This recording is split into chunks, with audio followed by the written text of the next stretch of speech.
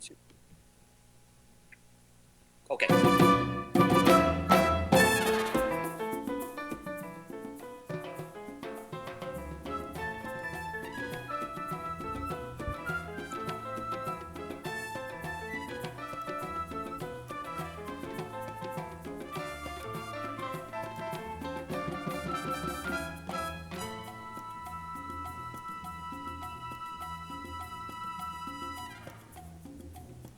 Welcome to the Stogie Geek Show, episode 94. This episode is sponsored by Mr. J's Havana Smoke Shop. Located here in Rhode Island, they have an outstanding selection of premium handmade cigars. And by the Havana Cigar Club, located in Warwick, Rhode Island. It's a great place to enjoy a drink and a cigar. Stogie Geeks listeners can find a $5 coupon on the StogieGeeks.com website or the Cigar Coop website by clicking on the HCC logo. And by Debonair Cigars. Visit StogieGeeks.com/Debonair for a list of retailers who carry Debonair. Buy some today and get a little more Debonair. And by Ocean State Cigars. Try the J. Grotto series cigar, including the Connecticut Shade Silk and the limited edition J. Grotto Reserve lines. Visit them on the web at OceanStateCigars.com for a full list of retailers near you. Welcome to episode 94 of the Stogie Geek Show. I'm Will Cooper. And we'll just kind of kick this off. We have an abbreviated show tonight. Paul could not be here, and it was unexpected. We have our guest tonight is Anwar Elboustani from El Cedro Cigars. And Anwar, welcome to the Stogie Geek Show. Thank you, William. I appreciate you having me on the show. I appreciate it. So Anwar, we'll get in. I'm smoking your El Cedro Corona Gorda. And that's a 5.5 by 46 ring gauge, and it features a Dominican wrapper, Dominican binder, and a combination of Dominican and Nicaraguan fillers. Exactly. The wrapper is actually Havana Criollo from the Dominican Republic, grown exclusively for the Kellner family. The binder is Havana Hybrid 192, is just a number. The filler is a combination of Dominican Nicaraguan tobacco from Condega Esteli in Nicaragua. That gives you, the Ligero gives you a little bit of pepperiness, that kicks in the beginning. And we're also, like I mentioned to you before, we're working on some new blends, new vitolas. Hopefully, the Toro will come out in the next couple of months. You guys will be first to get some samples. Oh, that's awesome. What is that going to be, a 6x50 Toro? What's going to be the size of that?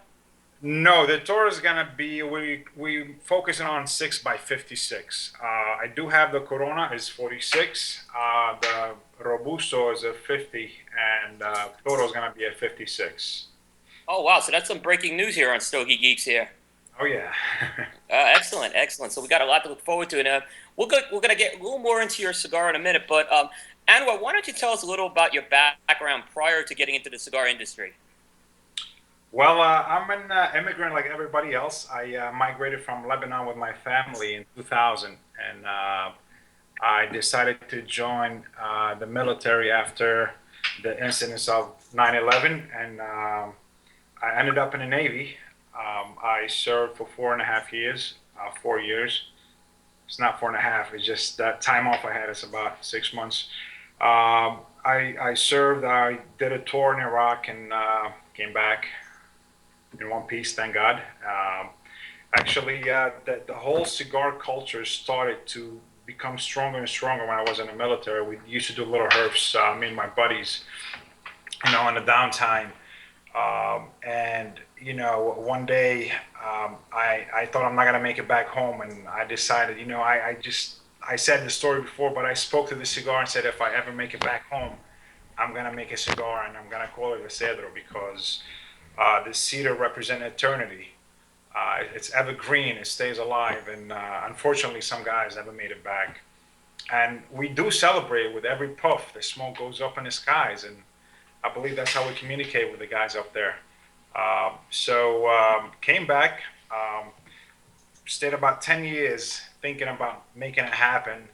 And fortunately, during trips to the Dominican Republic, couple of years ago, I linked up with Henrik Kellner. He also was starting his own boutique factory called the Kellner Boutique Factory. And long story short, I was looking for people to work with to do cigars, and actually, I got with Henrik Kellner, Henke from Davidoff, and he referred me to his son, and we kicked it off from there. We worked on the blends, and you know, that was about almost a year and a half ago, and we launched last year around June, July. We've been going since, man. It's almost a year now. Excellent, excellent. So when you actually decided you wanted to make a cigar, what was your vision as far as your company went in terms of, there's a lot of boutiques out there. What were you looking for to bring to the table that would identify your brand and distinguish your end product? I mean, I'm not gonna sweet talk like they say. I'm gonna say this straightforward. There's a lot of great cigars out there. This is not a question. I just believe that the story would sell more than a cigar itself. You're gonna have, you have to have a great cigar to smoke. There's a lot of great blends again out there. But I think what makes my company stand out is the story behind it and how I started the company and my story, my personal story that could relate to other people out there. Excellent, excellent. So, I've been intrigued actually about Hendrik Kellner Jr.'s factory, the KBF, and is it what attracted you to that particular factory? 'Cause it seems like he's doing a lot of interesting small batch things down there. Yes. Again, I want a boutique. I want to start little. Again, finances are not that great, to buy 200,000 cigars, but I wanted the boutique, and now the boutique is picking up and it's becoming more out there. And it's always good to have stuff in small batches. It's like having gourmet food. You make, like, it's a mom and pop shop, they make their own recipe. People would like it out there. It's not like something mass produced type of thing. And I like that idea. It's more of a family.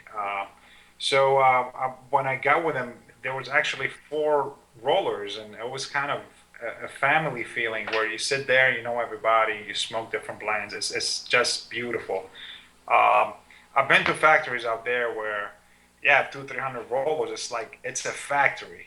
Um, but again, with a boutique factory, Kellner is more of a family oriented type of thing. You have like a couple of people rolling, couple, we chatting, we smoking. It's a beautiful feeling. It's an experience.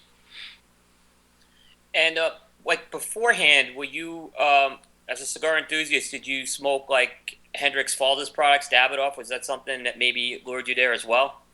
I smoked everything and anything. When I was in Iraq, good people like you guys used to send us packages, care packages. We used to have beef jerky and trail mix. I used to look for cigars. Used to send them in a Ziploc bag, and they come dry as hell. So uh, it was kind of rough and to maintain them down there since it's kind of really super hot. But we used to get care packages, and we had like all type of tobacco, even supposedly Cuban cigar used to just be sent to us. And I smoked literally everything my hand got into. So I don't discriminate, brother. I just smoke everything. I mean, we always hear that. I mean, I've heard that, as far as when the care packages came with cigars, that was one of the most requested things from back home. Is that true? Definitely that. I'll tell you. Well, to me, what I know of, you need socks, you need batteries. We're talking about 2003, man. That's like 10 years ago. Socks, batteries, beef jerky, and cigars. Wow. So that's your toolkit right there. It just stuff that keeps you alive, man. I mean, to me, when we herf, it's just like a refuge. You're out there with your buddies, just relaxing, smoking, reminiscing, talking about home, about your girlfriend, your family. It's enjoyable. It's like your only you time with your buddies down there. Uh, we worked like literally 20 hours a day sometimes. It's exhausting. So a cigar was a refuge for us to go out there and just relax and have that cigar culture, grow within us. And that's where El Cedro came from. That's how the idea, is striking. And we're here now. So now you've decided you're going to form a company and you're looking to do your first brand, which is El Cedro. Yes. What were you looking to achieve now with that particular first release? You're talking about what I have released already. Right. In terms of this cigar, obviously you knew probably what you wanted to do as far as a what the end result of the cigar would be in terms of the profile. Yeah, I mean, this cigar is pretty smooth. It's more toward a medium body, full flavor type of thing. And what I, my vision is this, man. I've seen a lot of guys go out to the shops. They grab the Cigar Aficionado magazine and they say, "Oh, I want this Padron. I want this La Flor Dominicana." I'm like, dude, it's a strong cigar. So to me, there's a lot of guys out there. They need to start with something with full flavor, complex, and also something smooth enough where it doesn't overwhelm them and kind of turn them off. You want to draw people into smoking cigar, not push them away. So I believe personally that this cigar is a perfect cigar to start with. In terms of smoking cigars, for also it's good for the connoisseur, the guy who's been smoking for years and he want to relax and smoke something, and focus on the flavor. It's a great, profile to go to. Instead of the really strong full body cigar. Exactly, exactly. Now these cigars, are they? This is a core. Is this a regular production line? Is this a small batch? How does the production go with this particular line? It's a small batch. I mean, the Corona Gorda has like 10% difference in the filler than the Robusto, and the the Toro we're making is going to be totally different. So pretty much it's not a core line. Every cigar I have a profile. It's going to be within that profile, but every cigar pretty much has its own blend. In terms of what would you say are some of the differences in terms of what the Corona Gorda and the Robusto deliver? How would you differentiate the two as far as the One end result go? one is smoother, more creamier. Like my main concern is El Cedro is the cedar, and I want to make sure that you have that peppery notes, woody notes. It's a signature of El Cedro. It's that woody notes in it. So no matter how I go, I'm planning to do a blend where you're still gonna have hints of cedar in it because it's a El Cedro line. Whether you pick up other notes, whether it's creamy, it's a little sweet, it's floral notes to it, it depends on the palate. But this is my main concern: just have it, consistent in a way where you have that cedary notes in it. Right, right. And it's funny when I smoke, and I'm definitely picking up the cedar. I call it cedar sweet spice, is what I get. You get that two dimension. But it was kind of funny when I first smoked this cigar. I saw the name Cedro, and I sometimes your mind can play tricks on you in terms of the power of suggestion. So you see Cedro, you think cedar, but Yeah. it definitely does do it. That's all. Kind of all I can say is that I validate. I don't think it's my mind playing tricks on me. Is all I can say with that. We came out with a logo first and then the cigar, and I wanted to associate the cigar with the logo itself. Again, the cedar is evergreen, everlasting, and it's divine. So I wanted to associate the cigar with the logo. It just, again, it depends on the palate. Depends when you smoke it. In the morning, in the afternoon, and what do you smoke with it? Is it after the meal? Again, it depends on the palate. I've seen people taste some barbecue in it, which I never picked up. So, and correct me if I'm wrong. I smoked it a million times. I mean, some people tell me I taste barbecue. So maybe it's something they have, they eat or I'm not sure. I've heard them all. There's a little tanginess on the finish where maybe I could see some of that happen. Gotcha. All So right. I do get Until you just said that again, it wasn't. So it could be the power of suggestion again, but I think I'm getting a little tanginess on it. I definitely pick up the cedar and the wood notes, and there's a definite smoothness to this cigar. The construction is just phenomenal on this. I mean, I've had several of these. Every one of these just burn like perfect there. So there's definitely some quality product here. Gotcha. Thank you. The whole point is, I mean, I've smoked a lot of blends we work with that it's floral all the way or it's peppery all the way. It's not complex. It doesn't go up and down. It's not really interesting. It gets boring. And again, this cigar, my main thing is just to for the smoker could just sit there and enjoy the cigar and think about the flavors, not just puff the cigar, enjoy the cigar, and not just pick up, yes, woody flavors and pepper flavors all the way. It gets boring, although you have great cigars that's consistent and with one flavor, but they get flat and boring. So I wanted to make sure that we go up and down with the complexity. Absolutely, absolutely. Now, your cigars. I mean, we kind of already touched on this. They're geared more, I would call, the connoisseur sizes. They're smaller ring gauges. Yes. But now, I was going to ask you what your thoughts are on larger ring gauge cigars. Now, it sounds like you're obviously coming out with one, but I was going to ask if you consider that. But what are your thoughts on larger ring cigars? Are they something you would smoke? Obviously, there's a market for them. What are your thoughts on that? I mean, you can ask the best manufacturer out there. I don't want to mention names. I'm friends with a lot of them, and they'll tell you. For example, you have, again, I'm not mentioning names, but you have that 60, 70, 80 ring gauge that the master blender and the manufacturer himself does not smoke it. But like you said, there's a market for it. Uh, I'm not a fan of a cigar over 54, 56 max.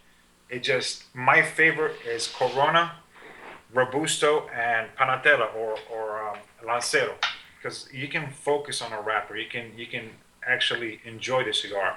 But once you go like 56, 60, you got good cigars, but it gets tricky because you have a lot of filler.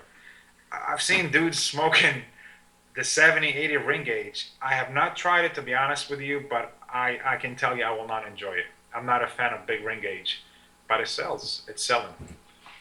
Yeah, I mean, do you think it's something that I've kind of said 60s are here to stay? I don't think they're going anywhere. And now I'm beginning to be convinced that 70s are staying because there's a lot of molds being made right now, and they are selling. So I don't know if 70s are going away anytime soon. I agree with you. I'm not saying they're gonna go away or not. I'm just saying it depends on a palate, on a person, what they're trying to show off, what they're trying to tell others. Like I'm smoking the big cigar. Are they enjoying the flavor? You have to focus on a cigar, not focus on your image. I smoke to enjoy my cigars, to celebrate it. This is El Cedro, it's craftsmanship, camaraderie, celebration. And if you want to sit there, puff the biggest ring gauge to show off, like I have the biggest gun in my hand. It's not worth it. You have to enjoy the cigar. But again, there's a lot of good blends on a 60 ring gauge out there. Um, I cannot tell you because I haven't smoked 80 or 70 ring gauge yet, but I'm not sure. How do you hold that, by the way? Like, how do you hold it? Oh, it's tough. I mean, I'll say I've smoked the 80 ring gauge, and it actually the one I smoked was very good. But I actually had to put three hole punches in the 80 ring gauge. I couldn't cut it, so Yeah, I literally took a bullet punch and I put three hole punches and did it that way. Um, and there's some quality. There are companies that are putting some quality into it, and I think it's a matter. In the end, my opinion is if it's getting people with a cigar in their hand, that's great. What I've seen happen is people smoke the 80s and the 70s. They come back and they say, yeah, maybe I'd like to just see that in a smaller ring gauge. So they'll go down to a 60 or a Toro. And I see them kind of start to get hooked with that then. It tends to be that's why I tend to see the newer smokers will tend to go with the big ones because they want the value. And then I tend to see them start to go down. I mean, I mean, just look at it. When I go sometimes out here in the city, and you see a football player, basketball player, the dude is like 8 foot tall, just sitting there. If he grabs, let's say Corona Gorda or Robusto, it's gonna look like a cigarette in his hand. So he just pick up the biggest cigar just to fit his persona type of thing. Uh, it depends. It depends. I mean, it sells, yes, but am I a fan of it? I'm not. I just like the classic, like they say. Yep, and I think there's a lot of people in that boat with you. Yes, So we talked a little about the cedar tree already, and I'm holding up the cigar. I don't know if hopefully it's up on the camera there. I see. There's some lettering under the tree, and I believe it's, correct me if I'm wrong, it's Phoenician. Yes, it's Phoenician characters from right to left. Uh huh. It says ARZ, which means Ares. Again, Ares means cedar, but that's Phoenician's characters or letters. People are reading it now 14K. Some people asking me when are you gonna come up with a 24K? But it's not. Again, from right to left, and I have it on the website. It Well, translates to welcome to cedar. Legion, man. I just, my heritage. I'm from the Mediterranean, and Phoenicians were around my area for hundreds of years, and that's again Or you could also that's just stop being uh, a pussy. just to put it out there. It's a great art as well. It kind of backfired because I know. people asking me crazy questions about the 24K now.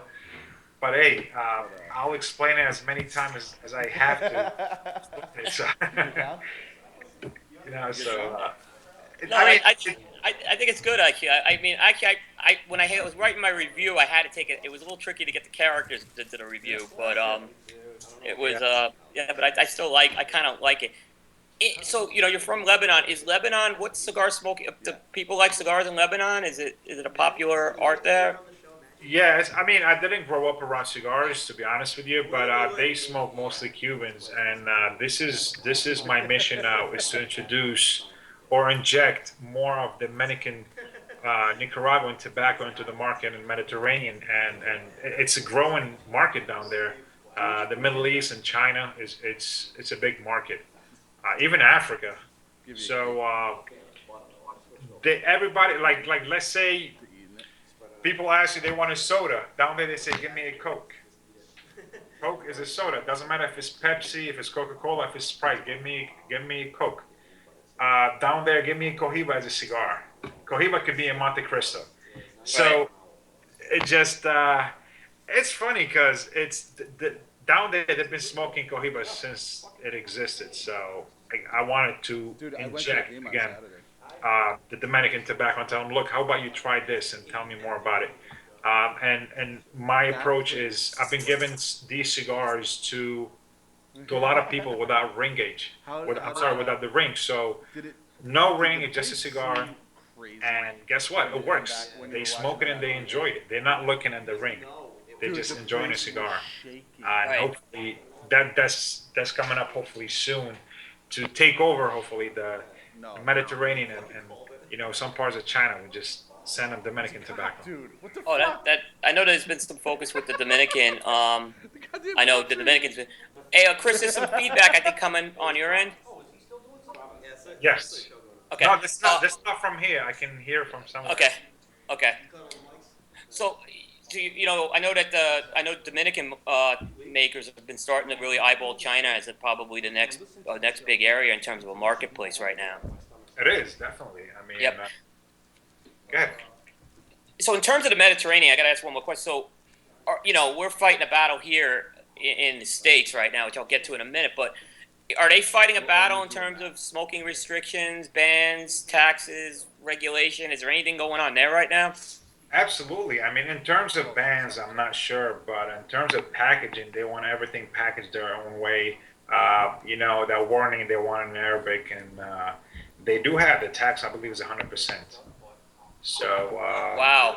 yeah, it's kind of crazy, but I am not sure if there's any regulations in terms of where you can smoke. That I don't have a knowledge of, but I know that the tax is pretty high, as 100%, and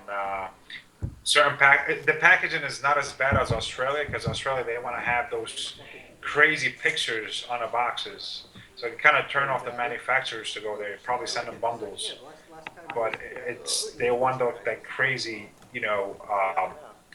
all type of crazy pictures on the packaging.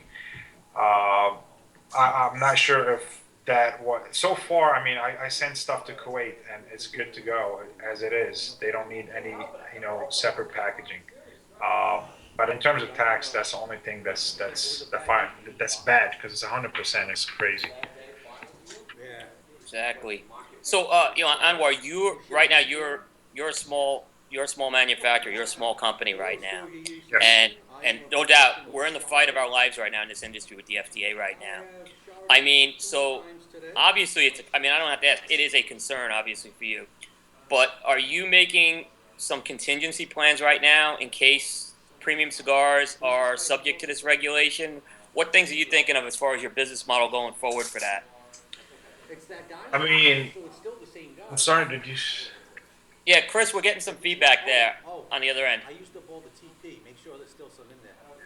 Well, I ended up having to use. maybe it's not on, but But definitely. I mean, for my first move is I've been planning for about 5 months now. Is moving out since December. It's been 6 months.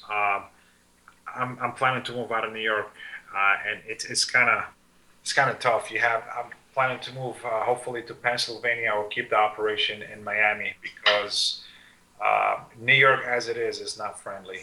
But in terms of regulation, I mean, hopefully it won't hit us as hard because it can close businesses, man. And to be honest with you, we're just starting, and that could be a big threat for us. So, in terms of contingency plans, I'm going right now to keep on with the small batches just to stay on a safe side and figure out where or what kind of new regulations they're going to hit us with and go from there. Um, it's scary. It's scary, but I'm sure we overcome this one and make it.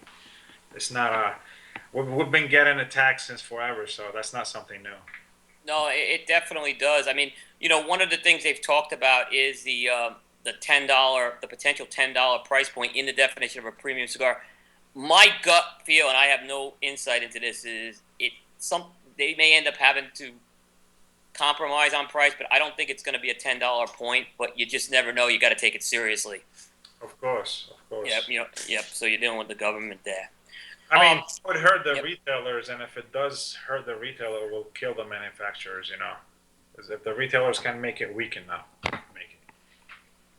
yep, exactly, exactly. So in terms of your product, where right now is your product available? Where can people, if they want to try this cigar, where can they get it? Or do you have a list of shops online, or there's some areas of the country where you're in more stores than others? Yeah, I mean, I'm focusing right now to nurture about 30 stores. 30 is, I can handle more, but I want to make sure, I don't want to like have 100 stores and I cannot cater to all that. I want to make sure that I can control and cater to the stores I'm sending it to. And I'm being a little bit selective. I don't want to just, sell boxes and boxes. I want to sell cigars. I want to, make sure everybody has their hand on a cigar to enjoy it. And we're small batch, so I want to make sure I have enough inventory for everybody. As far as where I have it, we do have a list on the website, and we're also available on two, and now it's three stores online. With the DC store from Signature, Cigar Federation, and Tomacao Cigars in Pennsylvania. But in terms of price line, it will not be discounted. It will be just a regular price. I'm not gonna have it discounted online because it will not be fair for the other brick and mortars. Big stores, I have one in St. Augustine in Florida. I have a couple in Texas, one in Colorado. I have a couple in New York. The Cigar Inn is a big one here. Great Um, store, great place to smoke. yes, it is, and they recently opened a second spot on the Upper East Side. It's a fantastic place. What else? We have Jersey few stores. It's throughout the country. I'm not really. I don't have a heavy presence like they say on the West Coast. I'm working on that, but I'm working my way from the Northeast all the way to the South, and work my way through to go west, just to be able to control what I'm doing. So again, I'm So not going big. Just slow, little pace. so right now you're the sales force pretty much for this line too. An army of one. You see it right here. Yeah, I mean, we were just talking a few months ago to Omar from Fratello, and he's kind of doing a very similar approach to you. He's at one man show, and he's kind of done this grassroots thing to really start building his line. Definitely, man. He's killing it. This guy is doing great. Actually, he's going out on the road literally almost every week from like Thursday to Sunday, and doing his thing. He's doing great. I mean, in terms of going on the road like he does, I'm not sure. I cannot do it right now. It's gonna take me a little because I still do have my full time job that pay the bills because the Yep. cigar does not pay my bills. I So know the feeling of that one. I know the feeling of that one. yeah, so I mean, slowly. I'm not rushing it. It takes time. There's no shortcuts here. I mean, just got to take it one step at a time and move forward and grow. I don't want to just do big jumps and leave that gap. I want to make sure it's a solid move, you know? So I'm happy the way I'm going. I would love to have more sales and have a sales force, but right now this is what we can do, and then we move on with that. Exactly. Now, so what are your thoughts like actually on, in the business lately of cigars, everything the buzz is limited editions. What are your thoughts on limited editions? Is that something you would consider doing down the road? I mean, you put me on a spot, brother. To me, let me explain to you. A limited edition, to me, is let's say a batch of tobacco that you threw in a warehouse somewhere, and 10 years later, you just like, oh shoot, this corner right here have some good tobacco. Let's try a blend. You can make 200, 300, 500 boxes out of it. It's a limited edition. But to go to that limited edition of 2013, 14, 15, I mean, I'm not sure how people work it. Again, we're small, it's a boutique. Uh, we just work with what we have. And to me, for example, I can call it a Cedro limited batch. We could have that certain tobacco this year, next year we can just tweak it up a little bit. It could be a different blend. So I'm a fan of limited edition, by the way. I mean, although it's a sexy word, by the way. It's attractive. Well, in terms of the definition, is it, there's so many, it's a loaded term. I look at limited edition to me is different than small batch. Limited edition is it's limited, and at some point you're not going to be able to get it anymore. But that's what I'm saying, Bob. That small batch is there every year. Yep. Then you're gonna be limited edition 2013, 14, and so on and so forth. Like I'm saying, if you want to have limited edition as a sexy word, like I want to get it because it's limited, I'm not gonna have it this year anymore. But you see it often. You have all type of limited edition nowadays. I think it's sexy and it's appealing. It's marketing, and it works. It sells. Yeah, I tell retailers I'm the worst customer because I'm always looking for the limited editions, or I'm looking for that next small batch, which could really develop into something special, And there's some that I got on board with, that they've turned out, and I think you have a real great future with this product. And if I encourage folks to definitely check this product out, this is a quality product here right now. Thank you. Yep. So I'm not just saying it because you're on the show. This is a great product here. So we talked about the 6x56. Is that something that we'll have before the trade show? Is that the plan? I'm hoping I will have samples for you at the trade show. Hopefully, we haven't. We had a couple of blends, and I've been trying them. You have to let them sit. The guys told me about, how do you come up with those blends, in 2 days? I'm like, 2 hours. It was just like, the blends were there. We kept trying different blends, and they were already aged and ready. So we picked the blends. But now this one is from scratch, so you have to let it sit. You gotta try it 30 days, 60 days, 90 days, and so on. So that's what consumes time. And then if it's missing something, you gotta, all right, let's add this or that, and then let it sit for a little bit and smoke it again. Because you can't just like roll it and smoke it. It's hard to tell. But hopefully I will have some for you by the trade show. And you said it's a tweaked blend from, I guess, the core El Cedro. Yeah, it's just different. It's tweaked. Okay. Excellent. The wrapper should be a different wrapper. Oh wow! So it's a very different cigar then. Yeah.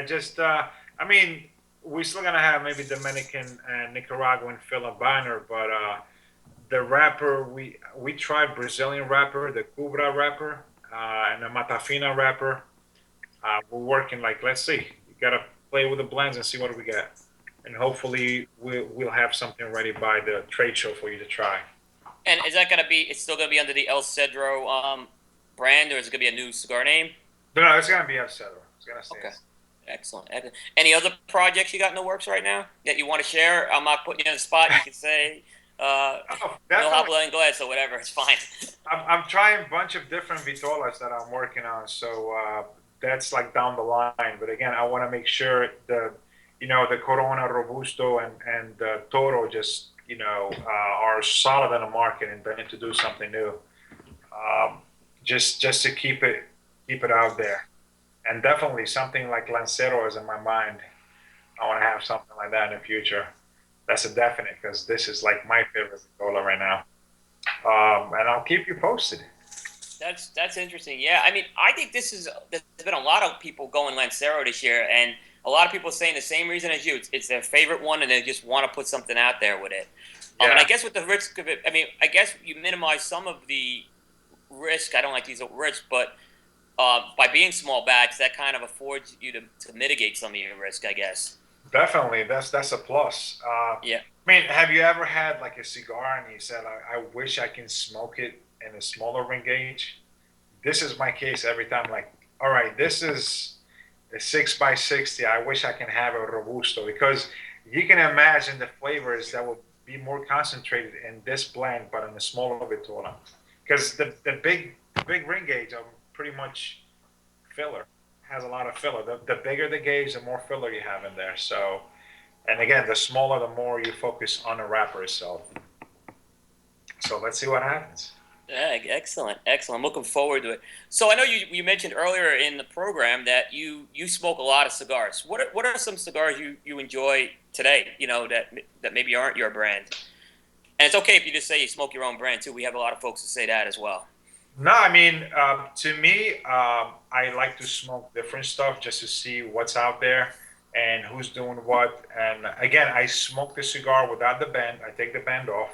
I smoke it just to focus on the cigar, and then whether I like it or I don't, whether it's for that occasion or not. As far as smoking different brands, I smoke a lot of El Cedro just to maintain, check the quality. Like I take a couple from each boxes. When I open them and just try them to see if it's still consistent and all that.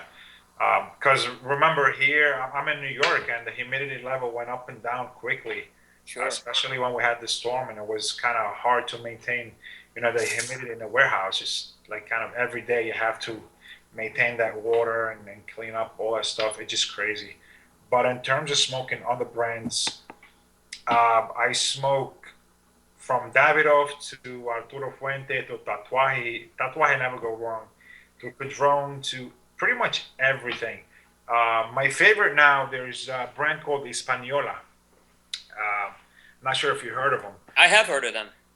Hispaniola, they got rated as cigar aficionado. Hispaniola cigars got pretty much, great blends, and he got one blend that I like is called Trabuco, and he used a Rosado wrapper in it. That's like one of my favorite.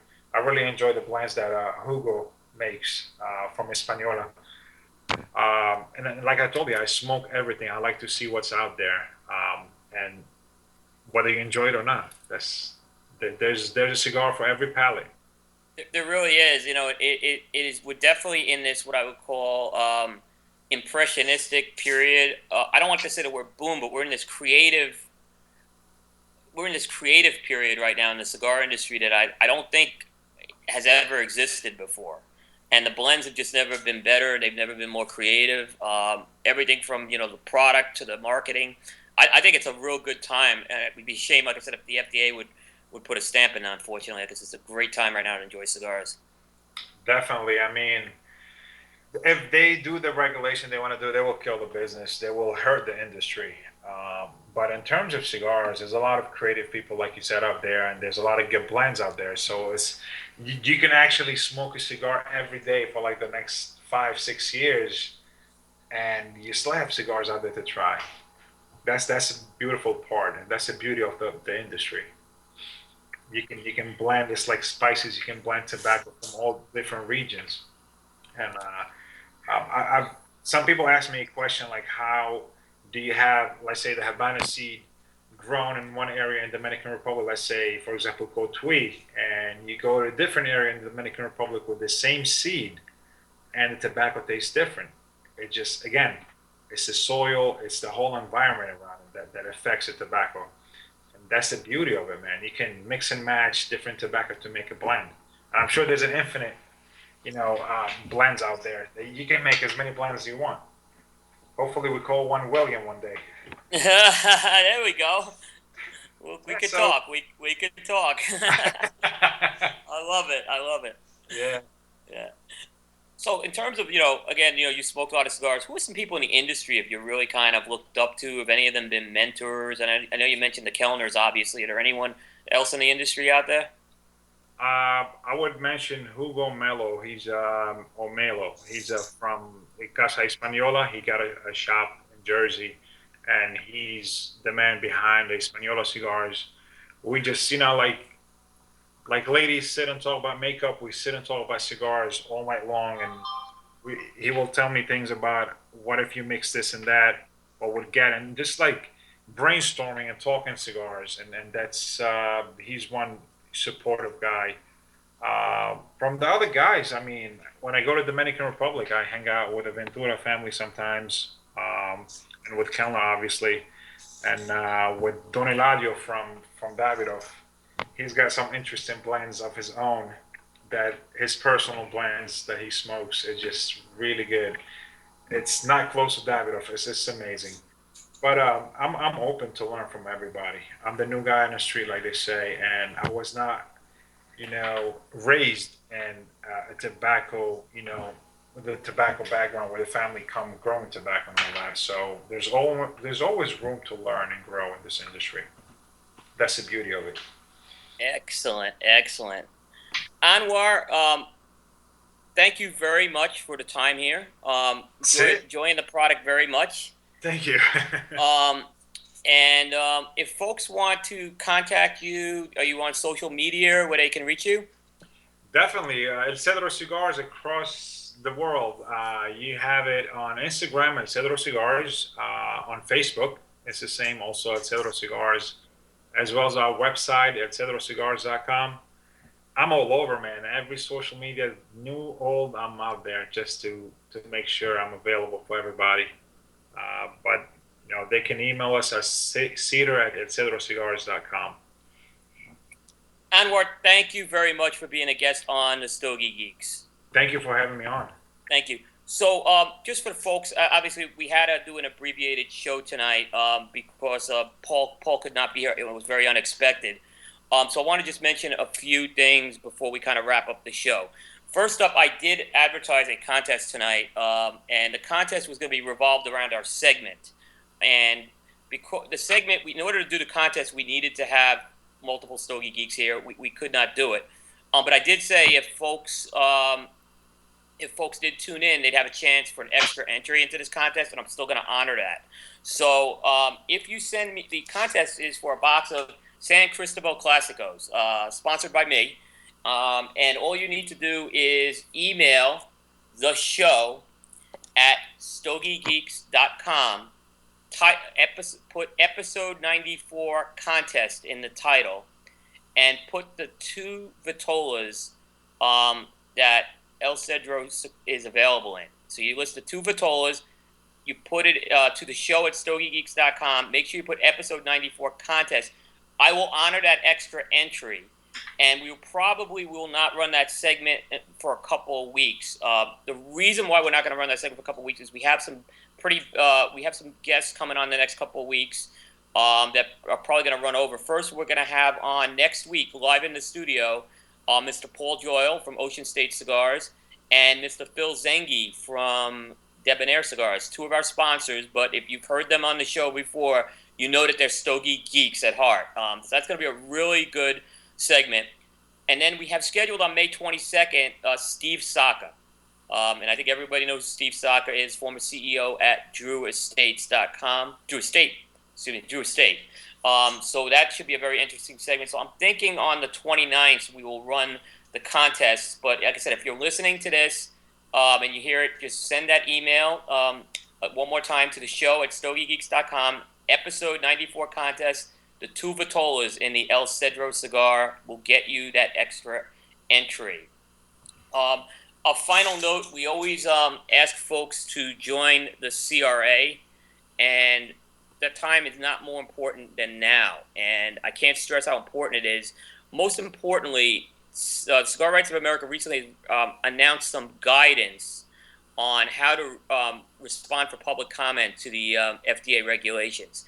We'll put this up on the websites. We'll put it on social media. It's very important that you take a look at that guidance and respond appropriately. Respond with original content, but don't cut and paste. We're advising folks to take that and seriously craft your own message. And there's some good guidance that the Cigar Rights of America has put up today. So, in addition to joining the CRA, everyone listening here should absolutely follow that guidance. And if folks have questions, I'm a CRA ambassador. I'd be happy to try to answer them or get some answers from Cigar Rights of America. That will do it for an abbreviated episode 94 of Stogie Geeks. Thanks again to Anwar, and we look forward to having you back on the show at some time soon with the whole team as well. Sure. And be sure if you're ever in Rhode Island to let us know as well. You can drop by the studio. I'm planning to pass by there hopefully this summer. I'll definitely touch base with you guys and pass by. Absolutely. That does it. Thank you very much. And until next week, take care, everyone. Bye-bye. All right, good night. Bye-bye.